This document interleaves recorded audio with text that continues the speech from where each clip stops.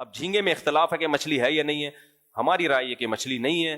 حضرت مفتی تقی عثمانی صاحب کی رائے ہے کہ مچھلی ہی کی ایک قسم ہے. وہ ایک اختلافی مسئلہ ہے, میں اس میں نہیں کئی دفعہ میں اس کو ایکسپلین کر چکا ہوں, تو وہ ایک الگ مسئلہ ہے. بہرحال ہاں یہ بات ضرور ہے, ہم بہت براڈ مائنڈیڈ ہیں, بہت براڈ مائنڈیڈ. براڈ مائنڈیڈ کا مطلب یہ کہ مجتہدین کا اگر کسی مسئلے میں اختلاف ہو جائے تو ہم اس میں شدت کے قائل نہیں ہیں, صرف اس بیس پہ کہ یار ٹھیک ہے ہمارے دلائل مضبوط ہیں لیکن دوسری طرف امام شافعی جیسے ہیں, تو ہم اس قول کو کالعدم نہیں قرار دیتے. اسی وجہ سے ہم نے کہا کہ کیونکہ عالم اسلام میں سب ابو حنیفہ کو فالو نہیں کرتے, بہت سے امام شافعی کو فالو کرتے ہیں, بہت سے امام احمد بن حنبل کو فالو کرتے ہیں. یہ ہے فرقواریت ختم کرنے کا طریقہ کہ ان کی رائے کا بھی احترام کیا جائے. تو اس رائے کا احترام ہے کہ احناف مچھلی کھانے کے, مچھلی کے علاوہ کسی چیز کو جائز نہیں کہتے, لیکن باقی سمندر کی مخلوق کی تجارت کو حلال قرار دیتے ہیں, کیونکہ اس کے اسلام ہی میں اس کے جواز کا قول بھی بہت سارے فقہا نے کیا ہے. تو ان کو آپ کالعدم نہیں قرار دے سکتے, کالعدم نہیں قرار دے سکتے. تو یہ ظرف آپ کو احناف میں ہی ملے گا.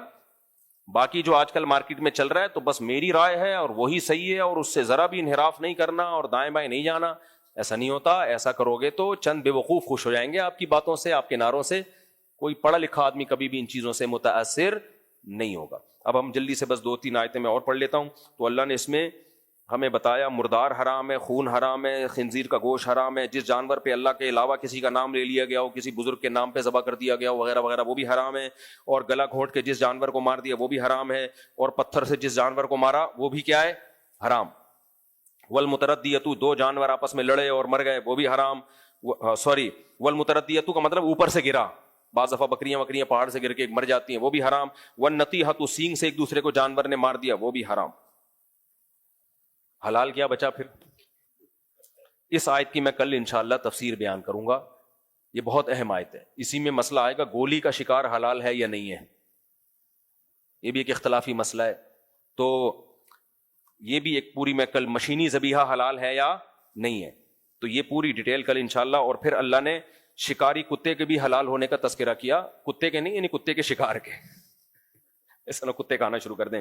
یسألونک ماذا قل احل لکم الطیبات وما علمتم من الجوارح, کہ جانور کو اگر سدھا لیا جائے, اس سے شکار کیا جائے تو وہ شکار بھی حلال ہے. یعنی کتا آپ نے بسم اللہ اللہ اکبر پڑھ کے جانور پہ بھیجا اور کتے نے اس جانور کو مار دیا تو اس کے دانت ہی چھری کے حکم میں ہوں گے, سمجھ رہے ہو, بشرطے کہ خود اس میں سے کچھ نہ کھایا ہو. کیونکہ اگر ایک بوٹی بھی خود کھا لی تو اس کا مطلب اس نے اپنے لیے مارا ہے, آپ کے لیے نہیں مارا, تو اب نہیں کھا سکتے آپ اس کو, کیونکہ کتوں کا بچا ہوا آپ کے لیے, آپ کتے نہیں ہو, آپ کیا ہو. یہ انسان کی شرافت ہے, اللہ نے انسان کو عزت دی ہے کہ تم جانوروں کا شکار نہیں کھا سکتے. جانور نے, میں نے مسائی قوم دیکھی وہاں افریقہ کے جنگلوں میں, ایک جنگلی قوم ہے نا جو, اس کا میں نے ولاگ بھی بنایا تھا, وہ نہیں جو ناچ رہے تھے, مجھے ڈر لگا تھا مجھے انہیں کباب بنا کے کھا جائیں وہ, میں واقعی ڈر گیا تھا. وہ تو پورا گھیر لیا ہمیں اور ڈانس شروع کر دیا انہوں نے, اور وہ اتنے خونخوار, گائے کا کھڑے کھڑے گائے کا گوشت کاٹ کے کھا جاتے ہیں, وہ گائے کا خون پیتے ہیں. تو میں نے ڈر گیا تھا, میں نے کہا لے بھائی تکے کباب آ رہے ہوں گے اور یہ ولاگ سب سے زیادہ ہٹ ہوگا لیکن ہم دنیا میں رہیں گے نہیں. تو امیزون میں بھی اس طرح کی قومیں ہیں. میرا ابھی پاناما جانا ہوا نا, وہاں سے برازیل وغیرہ قریب ہے امیزون, مجھے ہے جنگلوں کا بڑا شوق ہے. میں نے وہاں لوگوں سے کہا مجھے امیزون کے جنگل جانا ہے جانا ہے جانا ہے جانا ہے. انہوں نے بولا مفتی صاحب, میں نے کہا وہ جو وحشی رہتے ہیں وہاں جانا ہے. انہوں نے کہا ایسے کئی واقعات ہوئے ہیں, لوگ گئے بعد میں کباب کی خوشبو آ رہی تھی تو کاٹ کے کھا جاتے ہیں وہ. کل میں نے پھر نیٹ پہ سرچ کیا تو واقعی وہاں کچھ ایسی قومیں ہیں ان سے کوئی لڑ نہیں سکتا. تو خیر, تو وہ کیا کرتے ہیں, ان کا شکار کا طریقہ, شیر شکار کرتا ہے کسی ہرن وغیرہ کا, مارتا ہے تو وہ جا کے کھینچ کے لے آتے ہیں اس کو, شیر کے مارے ہوئے کو کھا جاتے ہیں. تو واقعی انسانی طبیعت کو بڑی گھن آتی ہے اس سے, چاہے تازہ گوشت ہی کیوں نہ ہو. تو یہ ساری جو غیر اخلاقی انسانیت کے لیے, جو انسانیت کے نام پہ دھبا تھی نا, وہ تمام چیزوں کو اللہ نے اس آیت میں حرام کر دیا.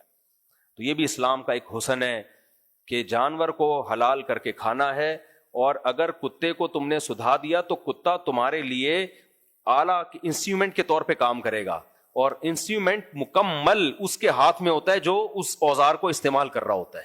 تو کتے کو اتنا سدھا دیا کہ اس نے جا کے شکار کو مارا, قتل کر دیا, ایک بوٹی بھی نہیں کھائی, اٹھا کے تمہارے لیے لے آیا وہاں چھوڑ دیا, اس کا مطلب یہ تمہارے لیے ہوا ہے, تو پھر تم کھا سکتے ہو. اور اگر اس نے کھا لیا تو بس بولو اب تم ہی کھاؤ گے آپ اس کو, اب یہ ہمارے کھانے کا نہیں ہے. وہی شیشے والی مثال آتی ہے, بوری میں شیشے رکھے ہوئے تھے, ایک آدمی کی عادت تھی ٹھوکر مار کے پوچھتا تھا اس میں کیا ہے, تو سیٹھ نے ٹھوکر مارا اس بیچنے والے سے, شیشے کے برتن جو بیچ رہا تھا, ٹھوکر مار کے پوچھا اس میں کیا ہے, اس نے کہا ہے نہیں تھا. اب نہیں ہے. تو کتے نے اگر خود کھا لیا نا تو آپ بولو اب یہ میرا نہیں ہے, یہ میرا تھا کسی زمانے میں. وہی لطیفہ یہاں پہ صادق آتا ہے کہ وہ جو جنگل میں جب افریقہ کے جنگل میں تھا نا, تو ہمیں سب کو باری باری واش روم جانا تھا, تو اب ڈر واقعی لگ رہا تھا کہ کوئی شیر ویر نہ بڑھ. شیر کا کلر نا یہ مٹی کا ہوتا ہے, یہ شیر ایسی چیز ہے کم وقت, بعد وہ قریب جاؤ تو آدمی کو نظر آتا ہے بیٹھا ہوا ہے, ان کے کلر بالکل وہی ہوتے ہیں. تو اچھا ہم تو, میں گاڑی میں اس طرح بیٹھا ہوں, یہاں سے شیر گیا, ببر شیر, اور ہمیں جو گارڈ تھا نا, جو یعنی گائیڈنس کے لیے آیا ہوا تھا, وہ حکومتی کا آدمی ہوتا ہے, وہ بار بار ہمیں کہہ رہا تھا چپ کر کے بیٹھ جاؤ. غصہ آ رہا تھا کہ بولو نہیں اور کھڑے نہیں ہو گاڑی میں, چپ کر کے تمیز سے بیٹھے رہو. اب میرے ساتھ فیملی تھی, بچے چی چی کر رہے تھے, بچوں کو بڑا مشکل ہوتا ہے چپ کرانا. بڑا, آپ نے دیکھا وہ ولاگ, بڑا خاندانی منظر تھا یار. ایسے شیر گیا ہے, 1 ہفتے سے بھوکا.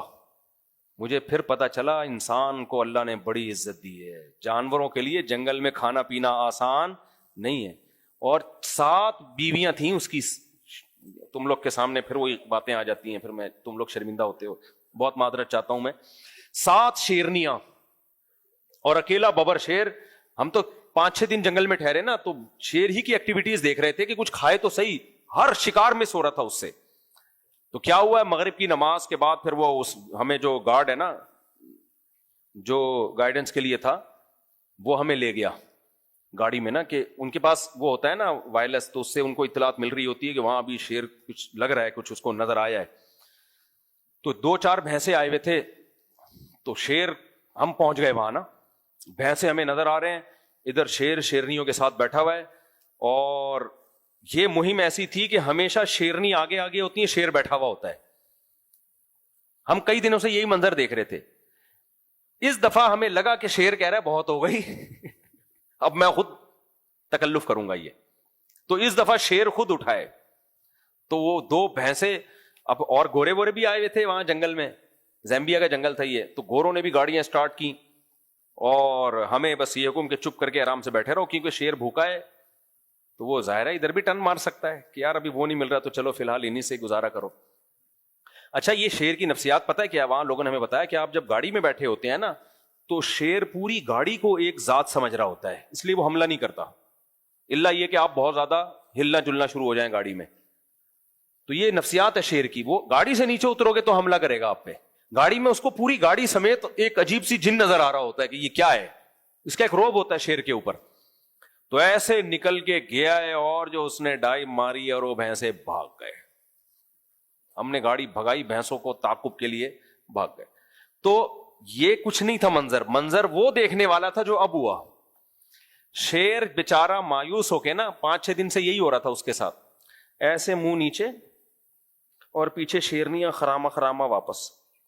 ہمارے دوست نے کہا بالکل ایسا لگ رہا ہے جیسے کسی کا جنازہ پڑھ کے واپس آ رہے ہوں. بالکل واقعی, کوئی بہت لمبی واک کر کے جا رہے تھے. ہم بھی تھک گئے تھے, اب ہمیں واپس بھی آنا تھا. ہم نے کہا بھائی اب مر جائے تو بتا دینا, ہم آ کے جنازہ دیکھ لیں گے اس کا. جیسے ہی میں کراچی پہنچا ہوں, ہمارے دوست کا جو جنگل میں ہی تھے, ان کی ویڈیو آئی, یہ 2 بھینسے مارے ہوئے ہیں, اور خود بھی توند بھر رہا ہے بیٹھ کے, اور لگڑ بگا اور وہ جو نہیں ہائنا وائنا سب آ کے بوفے چل رہا ہے, پورا بوفا سسٹم. محنت شیر کی ہوتی ہے اور فائدہ. تو وہ 3-4 دن میں نا ایک بوٹی بھی نہیں بچی تھی 2-3 بھینسوں کی, وہ مار دیا. تو مجھے لگا کہ بھائی اللہ کا بھی ایک نظام ہے, ان کو اتنا بھوکا رکھا لیکن اللہ نے اب ان کو بھی کھلا دیا. اللہ نے کہا چلو کھاؤ, شاباش.